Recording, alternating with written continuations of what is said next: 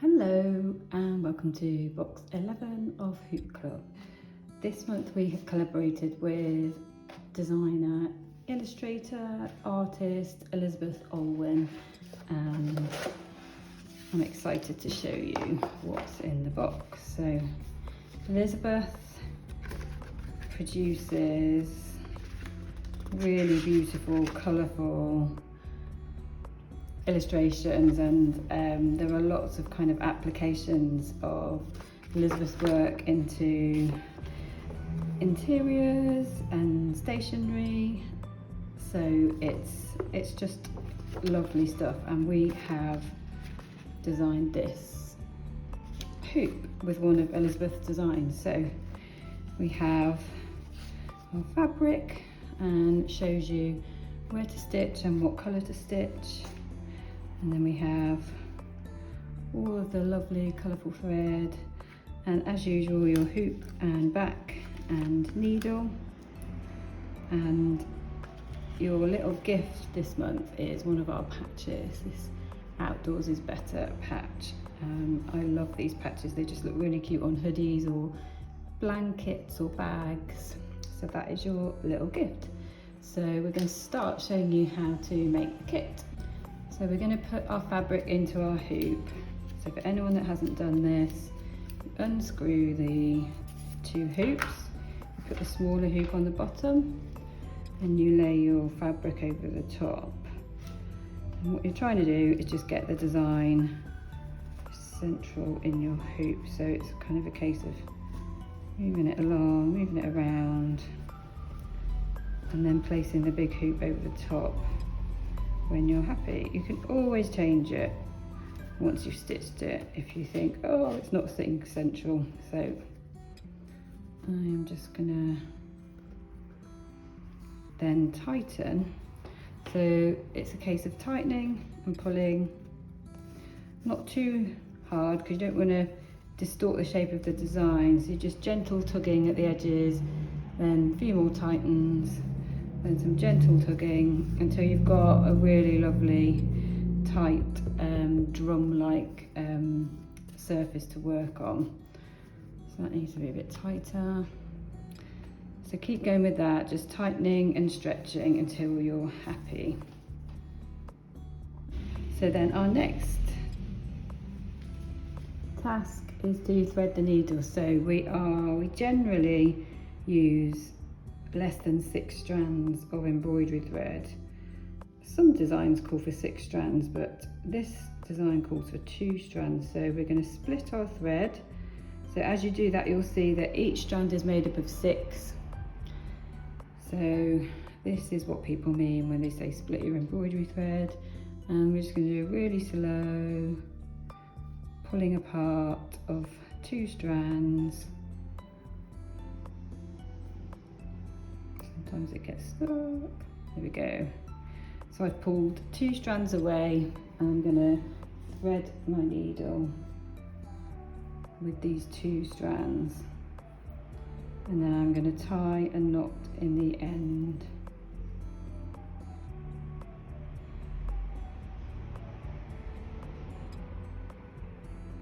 Needle threaded, and then just tie a knot in the end. Okay, so we're stitching the whole of the design in satin stitch, and I'm going to show you how we are doing our satin stitch. There are a few different ways you can do this, and I've been experimenting with this design, and I think I found the best way to do this design. And how that is we start doing a split back stitch all around the outline of the letter, and then we do our satin stitch over it. So I'm going to show you how. I'm going to use this M and show you how we do our split back stitch first, and then we will build in our satin stitch. So I'm using 2 strands of thread, and we're going to come up and do our first stitch,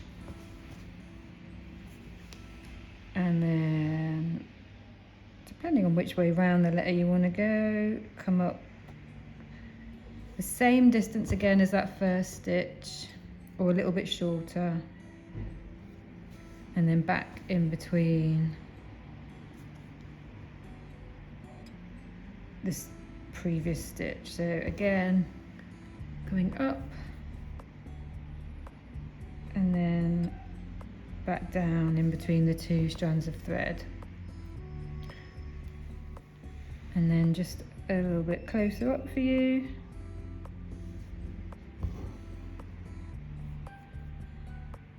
In between the two strands of thread,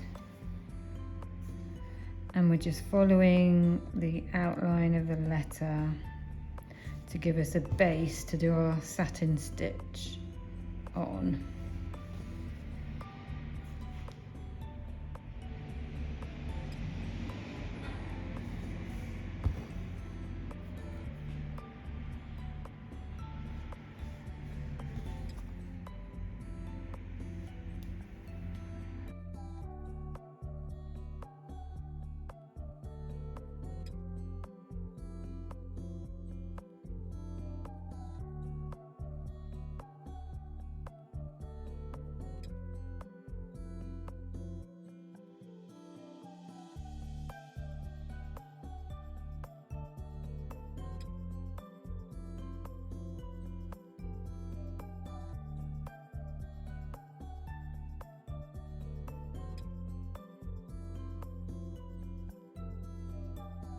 So just a point to note, when you go around a sharp corner like this with your split stitch, you aren't going to be able to then go into your previous stitch because your previous stitch is over there.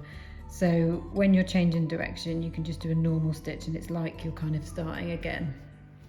So I've completed the outline in my split back stitch, and now what this is going to do is provide a guide, but also like a really lovely base for us to now do our satin stitch. We're going to go horizontally over with our satin stitch, but it kind of just helps edge your satin stitch and give it a bit more of a defined edge, but also makes it a little bit more raised off the fabric, so it gives you a really lovely quilted kind of look. So hopefully this is going to make doing a really lovely neat satin stitch much easier for you with this foundation.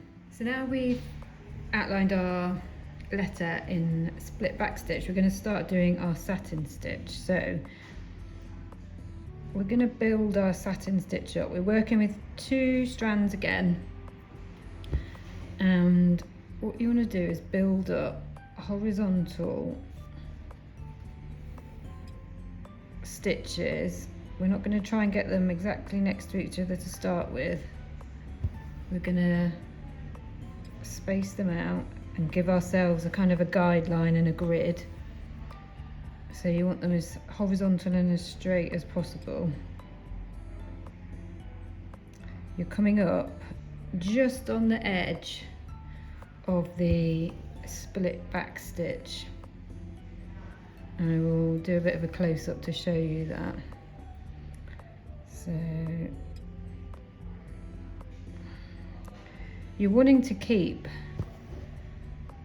your horizontal stitches as short as you can. The longer, so if you have to do a run from there to there, which we will have to do a couple of those, it's harder to get it kind of neat. So you want to be chopping up the letter so that you can tackle it in smaller chunks, if that makes sense. Hopefully that and what I'm showing you makes sense. So I'm going to start on this side, and you can see that to try and get it straight, before I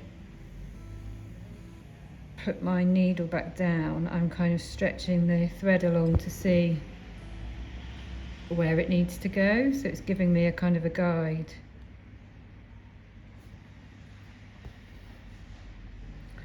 That one was a bit wonky. So this is the first stage, build up stitches all across your letter. Now I'll show you this middle one. We are going to go all the way across because there's no break point for that one, if that makes sense. there. So we'll just need to fill in a few stitches there. Okay, I'm going to do the rest and then I'll come back. So we've got our initial grid stitched, and from here then we're just going to fill in the lines, and where the letter changes size you'll just graduate your stitch length to cover that back stitch, make it just go smaller and smaller so that we've got the back stitch covered. So I'll show you this one. We're coming up just on the edge of our back stitch as close as you can, and we're doing a horizontal stitch to cover it, and then we'll come up again and do a slightly bigger stitch as the letter expands out, and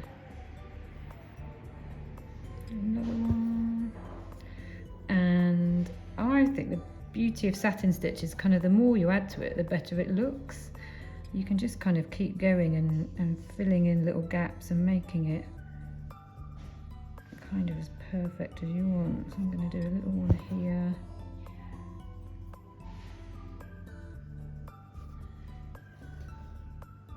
So you can see we're starting to cover that bottom part of the M, and because we're changing the size of our horizontal stitches, we're managing to keep the shape nicely of the letter. So just keep going. You can continue to kind of build a grid and fill in the gaps, or you can start just doing your stitches next to each other straight away. I'm going to just do a bit more of a grid here.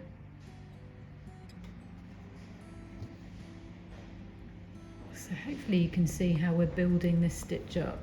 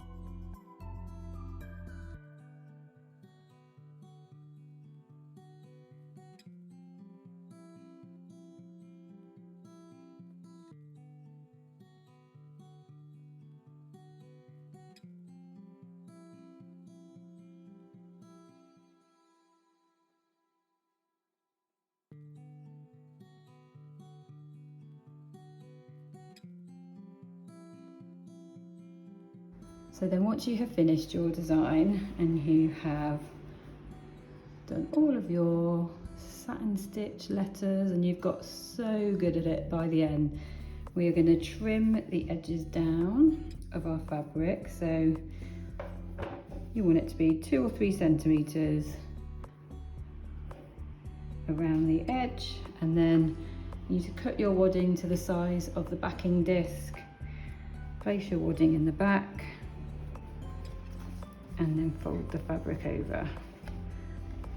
So Just gives you a lovely padded finish and a beautiful finished back. And that is our finished design.